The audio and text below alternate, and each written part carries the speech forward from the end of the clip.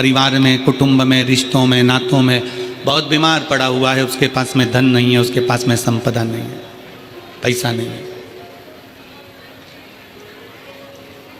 करो आप एक प्रयास कि थोड़ा दवाई का खर्चा हम उठा सकते हैं, थोड़ा दवाई का खर्चा अपन कर सकते हैं।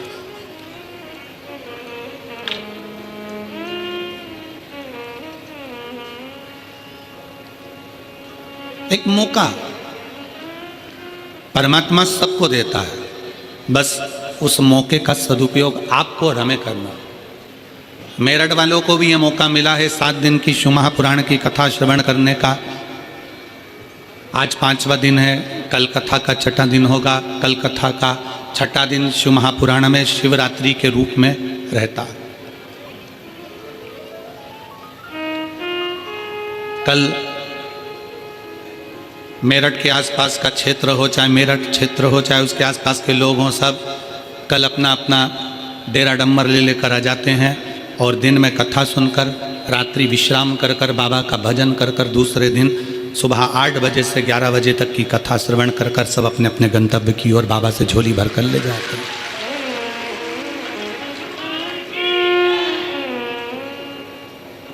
जितने शिव भक्त आपको आज लाखों की संख्या में दिख रहे हैं, इससे दुगने कल नजर आएंगे। क्यों? क्योंकि महीने में एक शिवरात्रि पड़ती है, वर्ष में 12 शिवरात्रि पड़ती है, पर शिव महापुराण की जो शिवरात्रि होती है 7 दिन की कथा में 6ठे दिन की शिवरात्रि, 5 दिन की कथा में 4थे दिन की शिवरात्रि इतनी मूल मानी जाती है कि लोग उस भाव से उस कथा को श्रवण कर कर दूसरे दिन भगवान से झोली भरकर मांग कर अपनी झोली भरकर चले जाते हैं और 3 महीने में फिर कथा के पंडाल में पहुंच जाते हैं।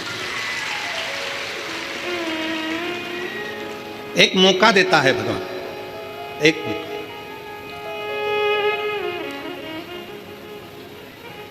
उस सबको मिला, मेरठ वासियों को बाबा उगड़नाथ जी ने कुछ कृपा करी होगी, बाबा उगड़नाथ जी ने करुणा करी होगी। आप सबने उगड़नाथ बाबा को, बेलकेश्वर बाबा को 1 लोटा जल ज़्यादा चढ़ाया होगा, तो उगड़नाथ जी ने आपकी सुन ली और ये शिव पुराण की कथा मेरठ में करवा दी। अब उसने मौका दिया आपको कि यह कथा का रस तत्व ग्रहण करो। और धन्यवाद देता हूं आपकी शिव भक्ति को, प्रणाम करता हूं आपके चरणों को कि इतनी तेज ठंड पड़ने पर, इतनी ठंड पड़ने पर आप लोगों को धन्यवाद देते भी। अगर शक्कर का कण पड़ा होता है तो चींटी उसको उठा लेती है।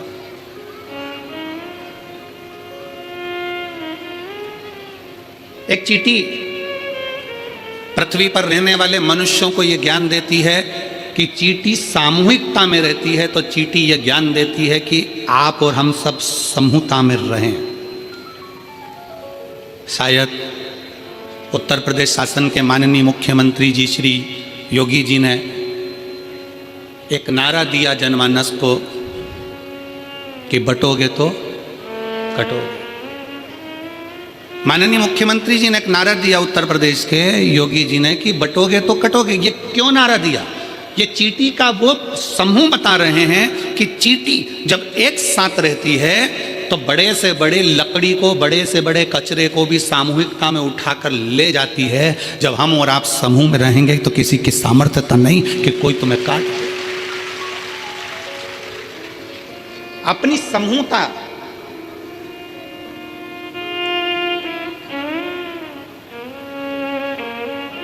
अच्छा हम आपसे पूछे, मेरी जीजियाँ बैठी हैं, मेरे जीजा बैठे हैं, मेरी माताएं बैठी हैं, मेरे भाई बैठे हैं, बेटियाँ बेटे बैठे हैं, हम आपसे एक बात पूछते हैं कि पहले घर परिवार बहुत बड़ा होता था, 4-5 मामा चाचा काका बुआ फूफा इतने बड़े होते थे, तो मोहल्ले में किसी की हिम्मत नहीं होती थी कि वो उससे झगड़ा कर ले।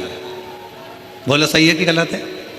अरे जम के तो बोलो जरा, क्यों नहीं झगड़ा करते थे? अरे वो 6 भाई हैं और उसकी 4 बहनें बहुत तेज, और उसकी बुआ मामा रहती है बहुत तेज, और बुआ के बच्चे और तेज। पूरे जगह में सूचना रहती थी कि साहब इतना बड़ा परिवार, इतना बड़ा कुटुंब है, इतने सारे लोग हैं, तो इनसे कोई भिड़ता नहीं था। आज क्या कहा जा रहा है? आज के ज़माने की सोच आप लोगों के सम्मुख में पुराने समय की सोच को आज रखा जा रहा है। एक चींटी हमको ज्ञानोपदेश देती है कि हम सामूहिकता में रहते हैं तो बड़े से बड़ा कार्य कर लेते हैं। एक चींटी हमें ज्ञान देती है कि हम कतारबद्धता में चलते हैं, एक लाइन में एक कतार में चलते हैं। एक चींटी हमको ज्ञान देती है कि कचरे के ढेर में भी शक्कर का टुकड़ा, गुड़ का टुकड़ा पड़ा है तो मैं उठा लेती हूँ और लेकर चल देती हूँ। ये चींटी हमको ज्ञान देती है कि सामूहिकता में रहो, अपनी कतार में चलो, अपनी कतार। ढेर में से भी शक्कर उठा लेती है, कचरे के ढेर में से भी गुड़ उठा लेती है। चींटी ये हमको प्रेरणा देती है कि दुनिया में ढेर सारे लोग मिलेंगे, कोई किसी तरह का मिलेगा, कोई किसी तरह का मिलेगा, कोई किसी तरह का मिलेगा, कोई अपशब्द कहेगा, कोई ताने देगा, कोई गाली देगा, कोई आड़ा टेढ़ा बोलेगा, सब तरह के लोग संसार में मिलेंगे। शिव महापुराण की कथा और चींटी का चरित्र कहता है कि कचरे के ढेर में से शक्कर उठा लो, उसी तरह संसार के लोगों में से जो तुमको अच्छा लगे उसकी अच्छाई को ले लो और उसकी बुराई को वहीं छोड़ दो। आप अच्छाई ग्रहण करो ना, हम अच्छा तो ले ही नहीं पा रहे।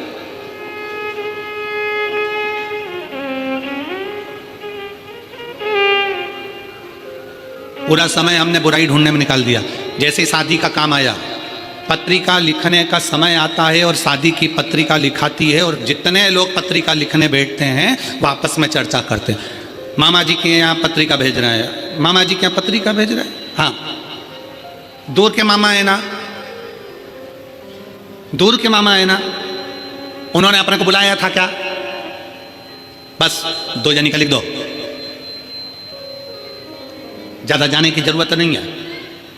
अब उनकी बुराइयां ढूंढना चालू करें, मामा जी ने ऐसा कर दिया, काका जी ने ऐसा कर दिया, बुआ जी ने ऐसा कर दिया, फूफा जी ने ऐसा कर दिया। जितने लोग बैठे हैं, जितनी देर पत्रिका लिख रहे हैं उतनी देर उसमें से बुराइयां बुराइयां बुराइयां बुराइयां छाटी गई। पत्रिका लिखते समय गणेश जी की पत्रिका लिख रहे हो, बेटे के ब्याह की पत्रिका लिख रहे हो, घर में बेटी के ब्याह की पत्रिका लिख रहे हो, घर में मंगल शकुन हो रहा है, मंगल साज सज रहे हैं। प्रयास ये करो कि पत्रिका लिखते समय ये करा जाए कि कितना भी बुरा व्यक्ति हो उसकी अच्छाई को ढूंढा जाए, जिससे हमारे घर में बेटी आए, हमारे घर में बहू आए, हमारे घर में जो परिवार बढ़े वो अच्छाई देखकर बढ़े।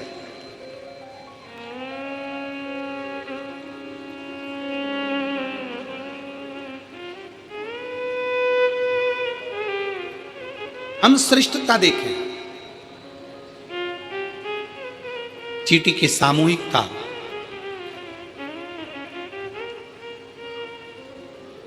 चलो और सरल भाषा में समझ लो, एक चींटी झुंड में है, बहुत सारी चींटी है, उस पर तुम लात रखोगे क्या?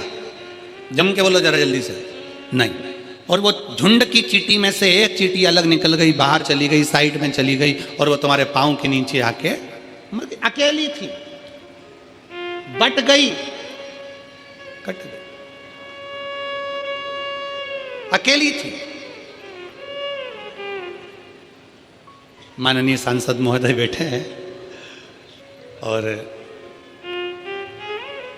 मैं साधुवाद दूंगा आपको कि आपके मेरठ क्षेत्र में ये शिव महापुराण की कथा इतने शिव भक्तों के बीच में हो रही है, आपको उसके लिए साधुता है, बहुत बहुत साधुता। माननीय सांसद महोदय अग्रवाल जी को बहुत बहुत साधुता है। चींटी का झुंड है, उस पर पाँव नहीं रख पाओगे क्योंकि तुम्हें लगेगा कि इतनी सारी चींटियां हैं, नहीं, काट लेगी, आ जाएगी। और अकेली है, पाँव रखा गया, चले गए, समाप्त हो गया।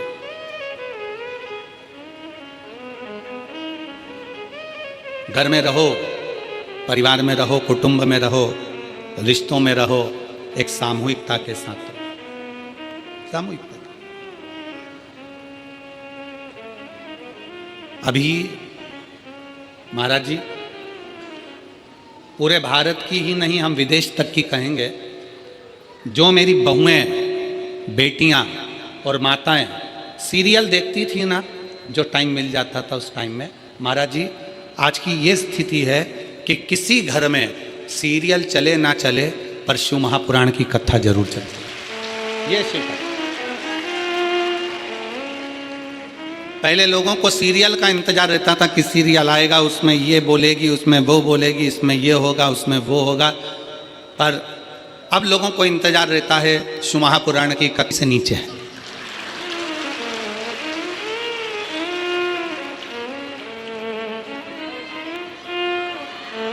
पूछें क्यों, काय के लिए, हमें क्यों खुशी हो रही है? क्योंकि शिव महापुराण की कथा में कई माताएं ऐसी आती हैं जिनके घुटने में बहुत दर्द होता है, और हम भी प्रार्थना करते हैं भोले बाबा से कि बाबा जी हे मेरे शंकर ऐसी कृपा करना, जितने पंडाल में आए हैं सबको स्वस्थ रखना, इनकी जो जो तकलीफ होना मेरे शंकर वो सब खींच रहे। अब आज जितनी नीचे बैठी है ना, इनको देखकर इसलिए प्रसन्नता हो रही है क्योंकि मेरे बाबा ने आज इतने सारों का घुटना एक साथ ठीक कर दिया।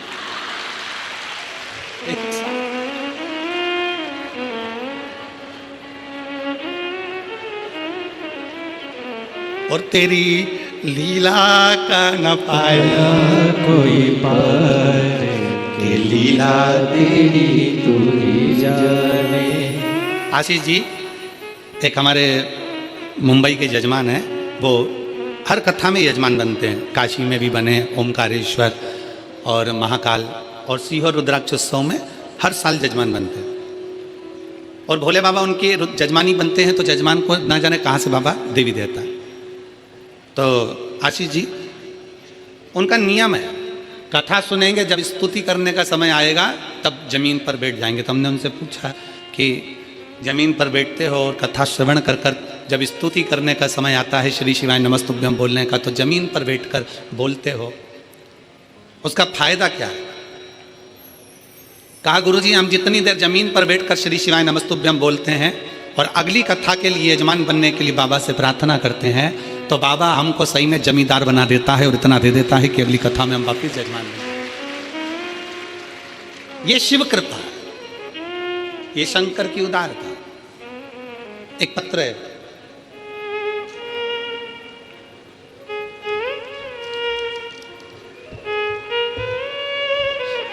मैं दुजाना निवासी सुनीता शर्मा, गौतम बुद्ध नगर, ग्रेटर नोएडा से हूँ।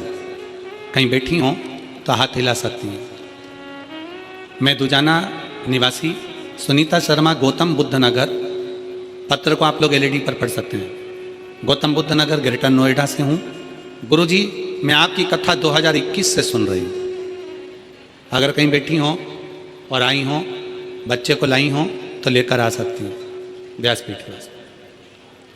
आपकी कथा 2021 से सुन रही हूँ। एक लोटे जल का क्या वर्णन करूं गुरुदेव। शादी को 19 वर्ष निकल चुके थे और 19 वर्ष से कोई संतान नहीं थी। सभी डॉक्टरों को दिखाया पर कोई लाभ नहीं हुआ।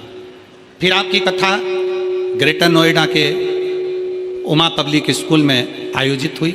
वहाँ रोज कथा सुनने गई और बाबा से अर्जी लगाती, बैठती और बाबा से विनय करती, बाबा तूने सबकी झोली भरी है तो मेरी भी तो भरो।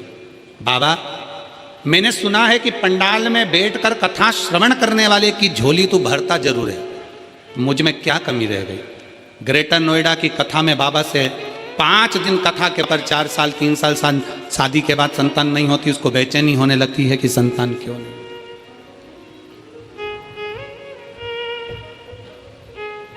5 साल 6 साल 7 साल 8 साल 10 साल 15 साल 16 साल 17 साल 18 साल 19 साल जिसकी शादी को हो गए हों और औलाद का सुख नहीं होगा तो विचार करना क्या उसने कितना डॉक्टरों का इलाज कराया, कितनी जगह गई, कितनी जगह गोदी भरवाई होगी, कितनी जगह झोली भरवाई होगी, कितनी जगह जाकर विनय करा होगा, निवेदन करा होगा।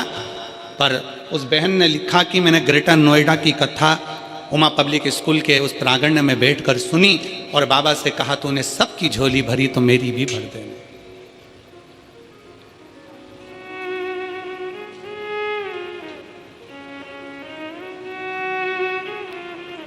खाली न जाता कोई दर से तुम्हारे, खाली न जाता कोई दर से तुम्हारे, मैं भी खड़ी हूँ नन्ही बाहें पसारे, अपने हृदय लगा लो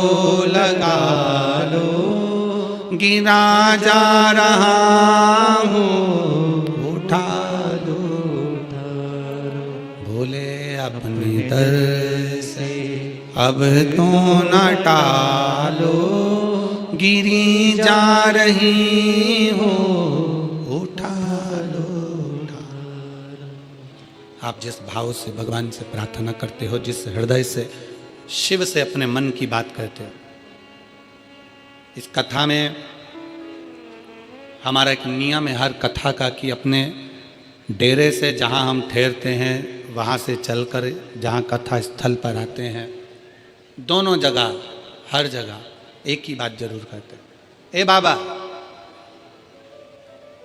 किसी स्त्री की गोदी खाली मत रखना और किसी पुरुष की जेब खाली मत रखना। स्त्री की गोद खाली रहती है तो उसको भी बहुत सुनना पड़ता है, और पुरुष की जेब खाली रहती है तो उसको भी बहुत धक्के खाना पड़ता है।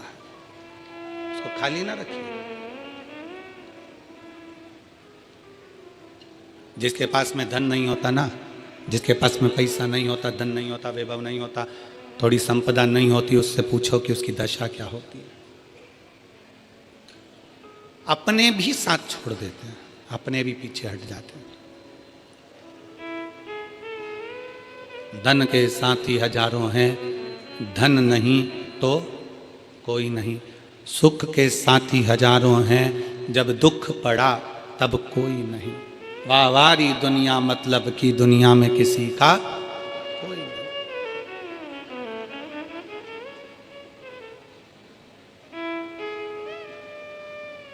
शिव के प्रति समर्पण का भाव जगाती है एक चींटी भी। हमें अच्छा चुनना है। सरोवर पर हंस भी बैठ रहा है और कौवा भी बैठ रहा है। हंस भी बैठ रहा है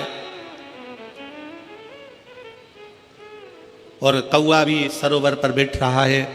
कौवा मोती नहीं चुनेगा, हंस मोती चुन लेगा। आप अच्छा चुनो, अच्छा देखिए, अच्छा करिए, अच्छा समझिए। और फिर निवेदन है, दिया बुझाया जा सकता है पर अगरबत्ती नहीं बुझा सकते। फूंक से नहीं बुझा सकते। आप उस अगरबत्ती को फूंक से नहीं बुझा सकते, क्योंकि वो सुगंध दे रही। जगत गुरु शंकराचार्य जी ने जब पृथ्वी पर प्रकटे, जगत गुरु शंकराचार्य जी जब इस भूमंडल पर आए, पृथ्वी पर आए, तो जगत गुरु शंकराचार्य जी जब इस भूमंडल पर आए, इस पृथ्वी पर आए, तो जगत गुरु शंकराचार्य जी ने अपनी शिव भक्ति की सुगंध संपूर्ण विश्व में फैलाई। 4 पीठों का निर्माण कर दिया। भारत के 4 कोनों पर भगवान शंकर को विराजमान कर दिया।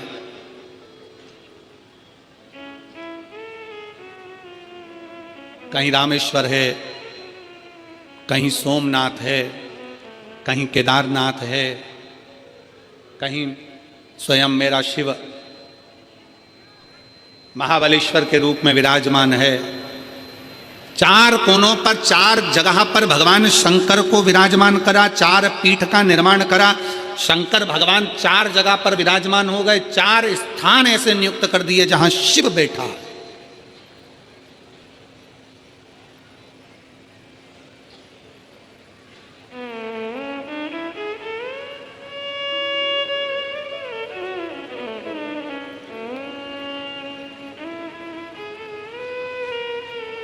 कई लोग जो बोलने वाले होते हैं ना, बड़े अपशब्दों के साथ में बोल जाते हैं कि आने वाले समय में हम अपना वर्चस्व फैलाएंगे, भारत को हम अपना कर लेंगे। शिव महापुराण की कथा कहती है, जिस भारत की बॉर्डर पर, जिस भारत की रक्षा करने के लिए त्रिशूल लेकर त्रिपुंडधारी बैठा हो, उस भारत का बाल बांका नहीं हो सकता।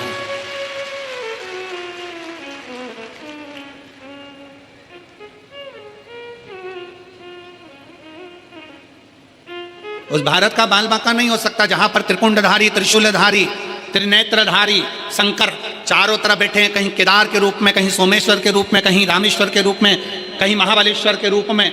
4 स्थान पर मेरा शंकर अगर विराजमान है, चारों तरफ से वो बॉर्डर के ऊपर बैठा हुआ है रक्षा करने के।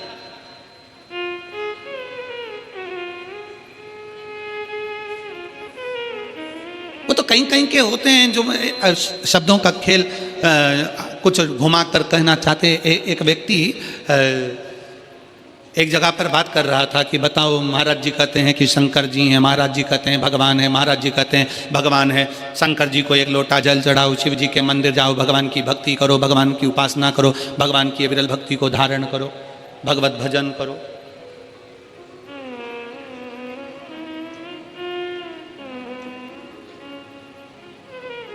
होता है, बहुत सारे मिलेंगे तुमको भी। आप जिस जगह पर रहते हो ना, मेरठ की पवित्र भूमि पर, ओगड़नाथ जी की भूमि पर, वीरों की भूमि पर, क्रांतिकारियों की भूमि पर, बेलकेश्वर महादेव की भूमि पर, जहां आप निवास करते हो, ऐसा नहीं कि आपको नहीं मिलते होंगे, आपको भी मिलते होंगे। भारत में ऐसे बहुत सारे लोग हैं जो दिन भर परमात्मा की बुराई में, भगवान की निंदा में लगे हुए हैं। क्यों जाते हो शंकर जी के मंदिर? क्यों चढ़ाते हो एक लोटा जल? क्या होगा शंकर जी को जल चढ़ाने से? क्या होगा शिव की स्तुति करने से? क्या होगा शंकर का भजन करने से? क्या होगा शिव पुराण सुनने से? भगवान तो है ही नहीं। कहां है भगवान? एक व्यक्ति एक नाई की दुकान पे धर्म पर आ, और धर्म पर आई तो कटिंग करने वाला कहने लगा भगवान तो है ही नहीं, भगवान तो होते तो इतने सारे लोग संसार में दुखी हैं, भगवान इनका दुख काटने क्यों नहीं जाते? शंकर भगवान तो है ही नहीं। जबरदस्ती वो सियोर वाला महाराज लगा रहता है कि शंकर जी की आराधना करो, जबरन लगा। भगवान तो है ही नहीं। भगवान होते तो इतने सारे का दुख नहीं काट देते, भगवान होते तो इतने सारे की तकलीफ नहीं काट देते। नाई बोलने लगा, कटिंग करवाने वाला कटिंग करवा रहा था, दाढ़ी बनाने वाला दाढ़ी बनवा रहा था। अब कटिंग पूरी हो गई, कटिंग करवाने वाला उठा, वो शंकर जी को बहुत मानता था, निंदा नहीं सुन पाया और उसके मन में गुस्सा भरा गया। गुस्सा भरा गया इसका मतलब ये नहीं कि गाली दे देगा, गुस्सा भरा गया इसका मतलब नहीं कि अपशब्द कर देगा। उठा, उठकर बाहर जाने लगा। जैसे ही बाहर जाने लगा, उसका पैसा देकर बाहर निकलते से ही उसने तुरंत नाई को बुलाया और बुलाकर कहा, सामने एक व्यक्ति निकल कर जा रहा है, उसके बड़े बड़े बाल हो रहे हैं, भिखारी जैसा लग रहा है, गंदा सा दिख रहा है। नाई से कहा, इसके कटिंग कर दे, इसके बाल काट दे, इसकी दाढ़ी बना दे।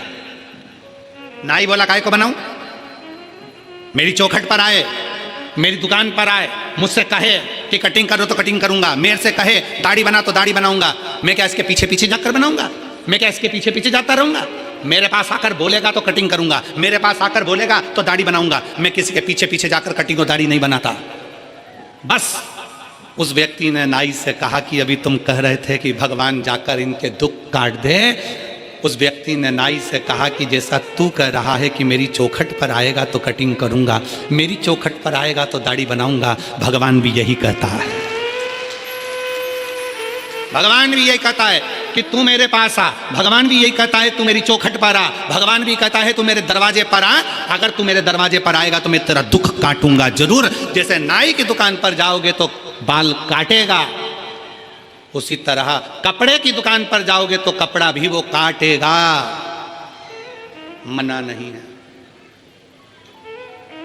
उसी तरह उस परमात्मा के दरवाजे पर जाओगे, एक लोटा जल लेकर शंकर जी की शरणागति में जाओगे, एक लोटा जल लेकर शंकर जी के पास में पहुंचोगे, एक लोटा जल लेकर शिव की स्तुति करने जाओगे, उसकी दरवाजे पर एक लोटा जल समर्पित करने के लिए जाओगे तो ये निश्चित है वो दुख काटेगा जरूर। सारी समस्या का हल एक लोटा जल।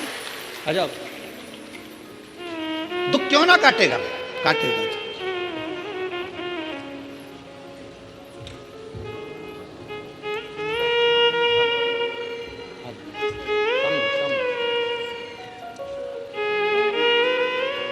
सुनीता जी शर्मा गौतम बुद्ध नगर ग्रेटर नोएडा से आई हैं। 19 साल के बाद संतान की प्राप्ति हुई है। 19 साल।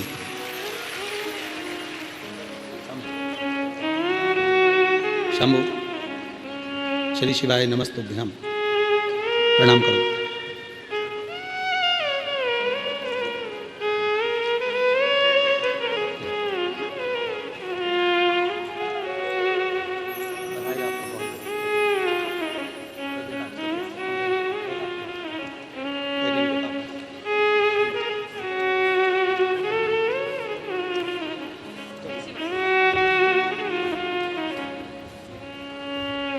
उन्नीस वर्ष के बाद संतान की प्राप्ति हुई। एक बार जोरदार ताली बजाकर स्वागत, अभिनंदन।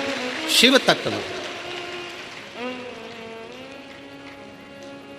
आप उसके दरवाजे तक जाओ, आप उसकी चौखट तक जाओ, आप उसके द्वार तक पहुंचो तो, और जब आप उसकी चौखट तक पहुंचोगे, स्पीकर नहीं चल रहे हैं, आके सुनो पहले इसको। जब आप उसकी चौखट तक पहुंचोगे, आगे के चल रहे हैं 2 पर ये 4 नहीं चल रहा है। जब आप उसके मंदिर तक जाओगे, उसकी चौखट तक जाओगे, उसके द्वार तक जाओगे, तो वो सुनेगा, दुख काटेगा, जाना पड़ेगा। आप सबसे पूछें, मेरी जीजियों, मेरे जीजाओं, बेटियों, बेटाओं, मेरी माताओं, मेरे भाई, जब से आप शंकर भगवान को 1 लोटा जल चढ़ाना चालू करे हो, वो तारीख से आज तक विचार करना कि बाबा ने तुमको पीछे नहीं सरकाया, आगे ही बढ़ाया। तुम्हें पीछे नहीं सरकाया, बाबा ने तुमको आगे ही बढ़ाया, नजदीक लेकर आए, अपने करीब लेकर आए। और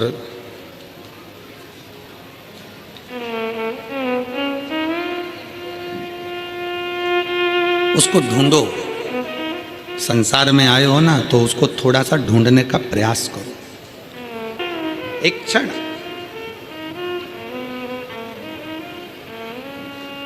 वो कहते हैं ना, फूलों की कलियों में, काशी की गलियों में, तेरे बिना कुछ कहीं ना, तेरे बिना भी क्या जीना, ओ शंभू रे, तेरे बिना भी क्या जीना, ओ बाबा रे, तेरे बिना भी क्या जीना। फूलों की कलियों में, काशी की गलियों में, फूलों की कलियों में, काशी की गलियों में, तेरे बिना कुछ कहीं ना, तेरे बिना भी क्या जीना, ओ शंकर रे,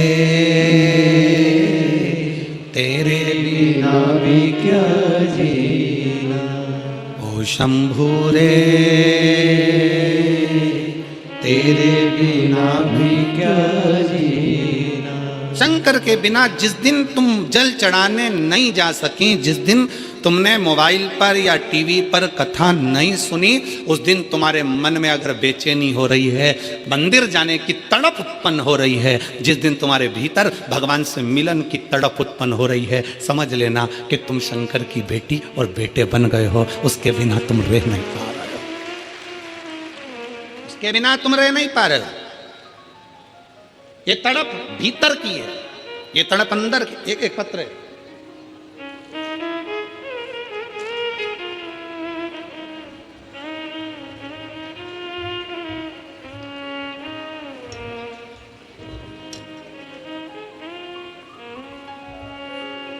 मैं निशु कुमार, जिला हापुड़ का रहने वाला हूँ। कहीं बैठे हो निशु कुमार हापुड़ से, तो एक बेलपत्र लेने के लिए आ सकते हो, हाथ हिला सकते हो। मैं निशु कुमार जिला हापुड़ से रहने वाला हूँ।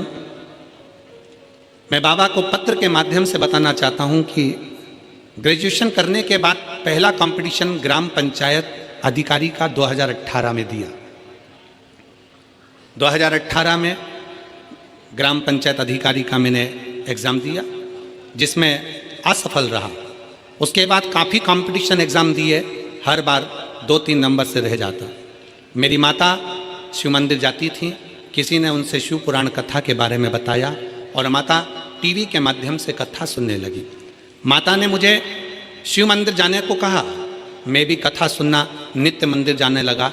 मैंने 2 बार पशुपतिनाथ का व्रत रखा। 2018 में जो पेपर हुआ था, अखबार में आया कि दोबारा पेपर होगा। मैं शंकर के मंदिर जाना चालू करा और बाबा ने ऐसी कृपा करी कि जो अखबार में आया कि जो 2018 में पेपर दिया था वो दोबारा से होगा और दोबारा से पेपर होगा। अखबार में आया, सुनने में आया तो पेपर लीक हो गया और 2022 और 23 में दोबारा पेपर होगा। मैंने महादेव से कहा, प्रभु इस पेपर में जरूर मुझे पास कर देना। मैंने अपनी पढ़ाई को तेज कर दिया। जैसा गुरुजी आप कहते हो कि कर्म प्रधान है, अभी तक जितने पढ़े उससे 4 गुना पढ़ाई करो। अभी तक जितनी मेहनत करी उससे 4 गुना ज़्यादा मेहनत करो। अभी जितना पढ़ रहे हो इससे 4 गुना ज़्यादा पढ़ो। अच्छी मेहनत। प्रयोग हापुड़ में ही ग्राम पंचायत अधिकारी बनने का मौका मिल गया और बाबा ने मुझे ग्राम पंचायत अधिकारी बना दिया। एक लाइन अच्छी लिखी आप और हम गुनगुनाते हैं। बखान क्या करूं मैं राखों के ढेर का, चपटी भभूत में खजाना कुबेर का। हे गंगाधार मुक्ति द्वार ओमकार तू, भोले ओमकार तू। आयु शरण तिहार शंभु तार तू। उस बेटे ने अपनी माता के कहने पर शिव महापुराण पर भरोसा कर कर अपनी विद्या को 4 गुना बढ़ाया, अपने कर्म को 4 गुना बढ़ाया, अपने अध्ययन को 4 गुना बढ़ाया।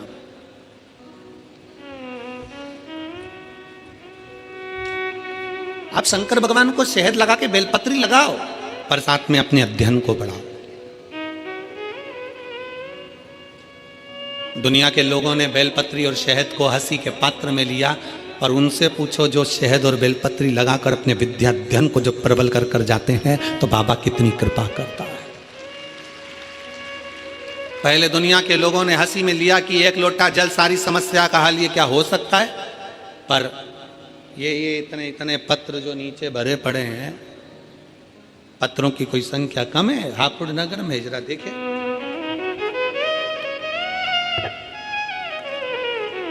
अभी तो 5वां दिन है, 7 दिन में बाकी है।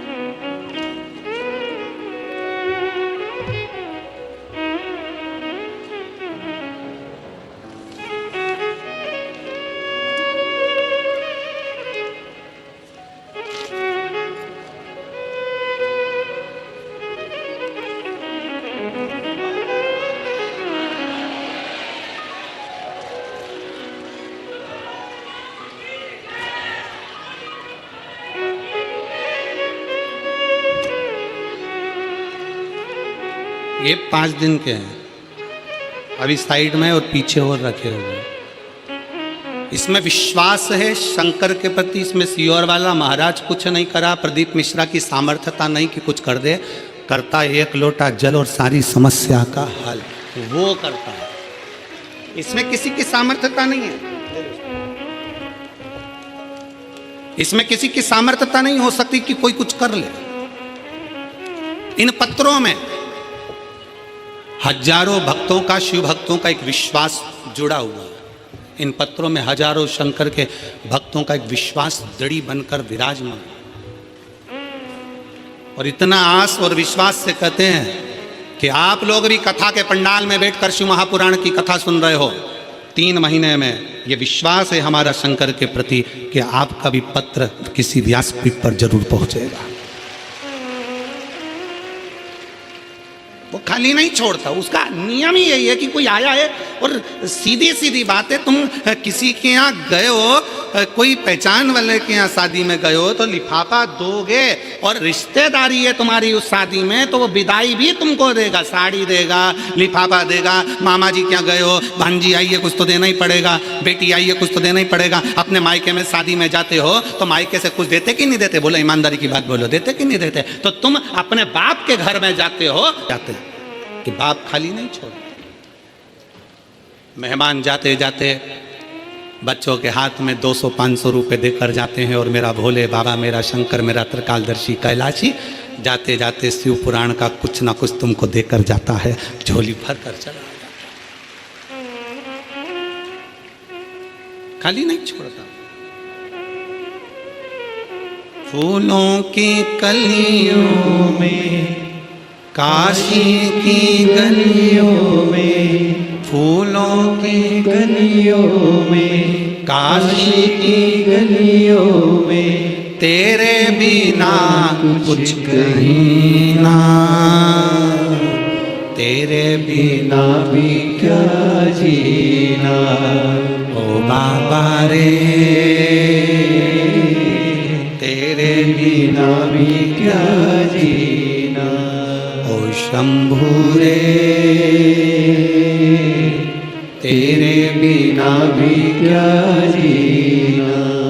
जिस दिन मंदिर जाते जाते एक दिन नहीं जा पाए और अंदर से बेचैनी हो जाए, कथा सुनते सुनते एक दिन की कथा ना मिले, अपने मेरठ में कथा हो रही है और आस पास 50-100 किलोमीटर की दूरी पर रह रहे हो और जाने के लिए मन आतुर हो रहा है, मैं भी मेरठ जाऊं कथा सुनने के लिए, समझ लेना कि तुम बाप की बेटी हो, बाप के बेटे हो, शंकर की बेटी हो, शंकर के बेटे हो, अंदर से बेचैनी हो मिल। वो कहे शिव से मिलन की आस बड़ी है।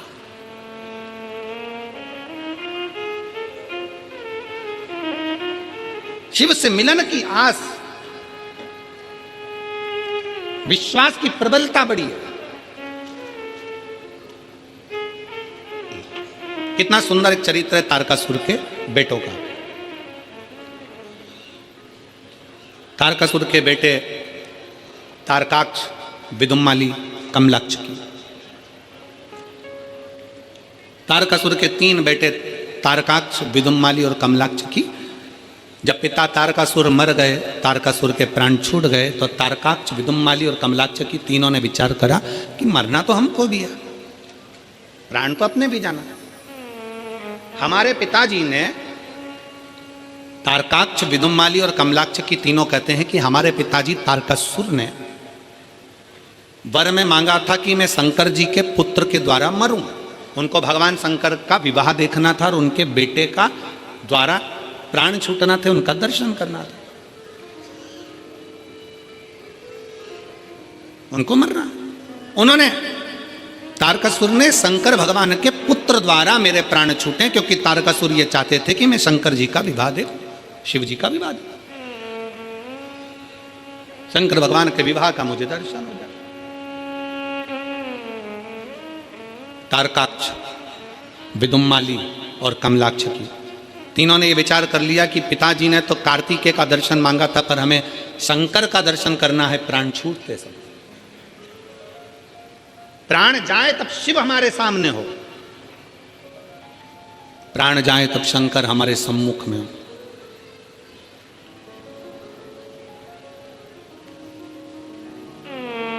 कई माताएं अपने अपने भजनों में उसको गाती रहती हैं कि भजन करता छूटे जी मारा प्राण, ओ जी मारा सांवरी।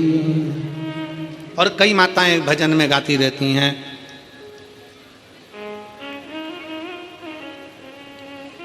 गंगा जी का तट हो, यमुना का बंसी बट हो, मेरा सांवरा निकट हो, जब प्राण तन से छूटे।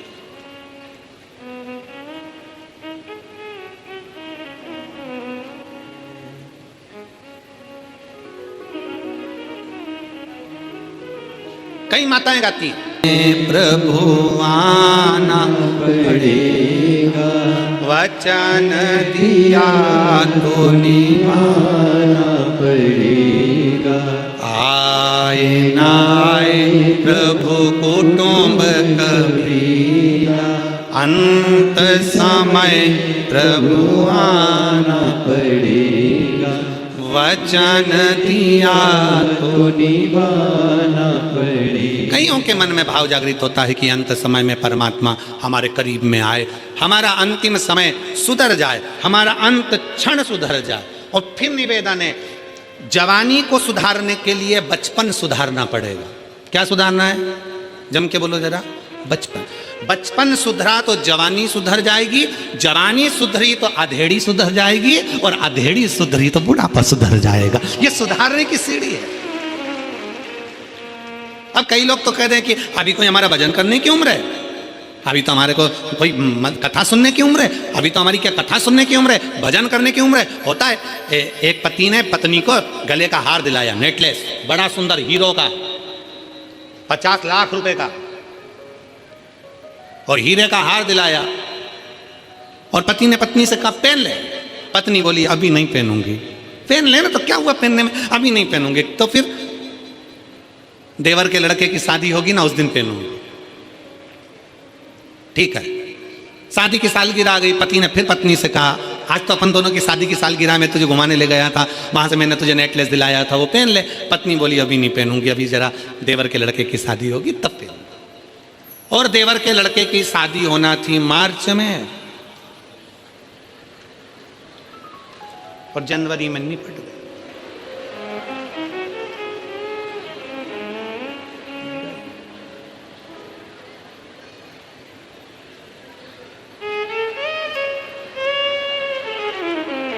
नेकलेस धरा की धरा ही लगे। चिता पर, अर्थी पर उसको लेटाया गया। सारा श्रृंगार पति कर रहा था, मांग में सिंदूर भर रहा था, हाथ में मेहंदी लगा रहा था, पाँव में महावुर लगा रहा था, बड़ा सुंदर श्रृंगार पति कर रहा था। रोते रोते पति अलमारी में खोलकर नेकलेस लेकर आया, और नेकलेस लेकर आकर पति पत्नी को पिनाने लगा। दोस्त रोते रोते बोले क्या पागलपंती कर रहा है, इतना महंगा नेकलेस। पत्नी मर गई, उसके अर्थी पर पिना रहा है।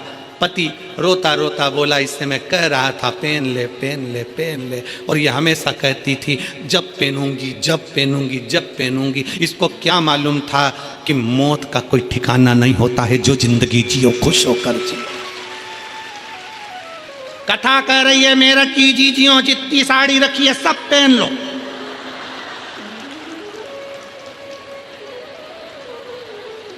जीवन का किसको ठिकाना। अभी हम सीओर से आ रहे थे तो ये एक भगत ने ये स्वेटर दे दिया। अब स्वेटर दे दिए तो क्या करें, हम तो बगलबंदी पहने। अब वो 3 बार फोन करा आशीष जी को, गुरु जी को बोलो ना स्वेटर नहीं पहना है, अब दिया है पहन लो। कितनी अच्छी अच्छी साड़ियां तुम्हारे पति दिलवाए, तुम्हारे पास में मायके से मिली, यहाँ से मिली, वहां से, और सब तैयारी में बैठी है। सारी साड़ियों में फाल लगी है, पीको लगी है, सब मैचिंग का सब रखा है, पर अलमारी में रखी है। कई बार तो अलमारी खोलती है तो साड़ी ऊपर से गिरती है, वो कहती है पहनो। साड़ी में कहती है पहनो, मैं फ्री पड़ी हूं। कब पहनोगी, ऊपर से गिर रही है नीचे, तो नहीं पहने। तो बुझेगा कि नहीं बुझेगा, बुझ जाए। और अगरबत्ती जल रही है और उसको फूंक मारोगे तो बुझेगी, जम के बोलो जरा, नहीं बुझेगा। जितनी जितनी फूंक मारोगे उसमें, जितना जितना फूकोगे उसको, उतनी उतनी वो और अच्छी जले। दीपक में फूंक मारी, दीपक बुझ गया। अगरबत्ती में फूंक मारी, वो बुझती नहीं है। क्यों ऐसा, किस लिए? शिव महापुराण की कथा कहती है कि जो दुनिया में सुगंध फैलाता है, जो दुनिया में खुशबू फैलाता है, जो दुनिया को सुगंधित करता है, उसको दुनिया के लोग कितनी भी फूंक मार ले परंतु वो बुझता नहीं है, वो आगे बढ़ता ही है। अगरबत्ती सुगंध दे रही है, अगरबत्ती खुशबू दे रही है। संत तुकाराम जी, संत नामदेव जी, मीराबाई, कर्माबाई, प्रहलाद जी, ध्रुव जी, मुक्ताबाई, रामकृष्ण परमहंस जी, चैतन्य महाप्रभु जी, श्रीमद् वल्लभाचार्य जी, श्री रामानुजाचार्य जी, श्री निम्बार्काचार्य जी, जगतगुरु श्री शंकराचार्य जी, और भारत के जितने जितने संत हैं, साधु हैं, गुरुजन हैं, तपस्वी जन हैं, साधक उपासक हैं, ये वो अगरबत्ती हैं जो संसार में सनातन धर्म की, भगवत धर्म की, भगवत भक्ति की, राम भक्ति की, कृष्ण भक्ति की, शिव भक्ति की, देवी की भक्ति की अलग जगह है।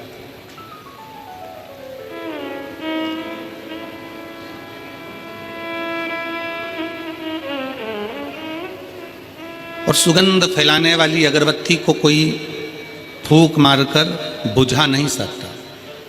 बुझाएगा कोई? नहीं।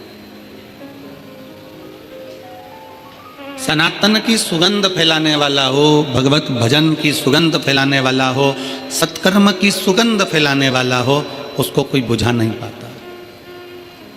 शिव महापुराण की कथा कहती है कि आप और हम अपनी जिंदगी में कोई ऐसा कर्म करें,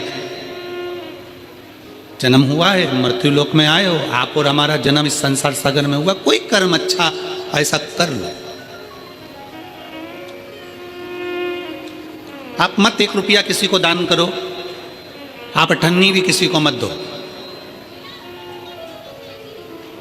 उस पैसे का सदुपयोग अपने ऊपर, खुद के ऊपर करो। और अगर पैसा का सदुपयोग अपने ऊपर नहीं कर पा रहे हो तो अपने आसपास पड़ोस में कोई बच्चा शिक्षा ग्रहण करना चाहता है और उसके पास पढ़ने के लिए धन नहीं है, तो प्रयास करना कि उस बच्चे को पढ़ाकर उसकी मंजिल तक पहुंचाने का काम आप करें।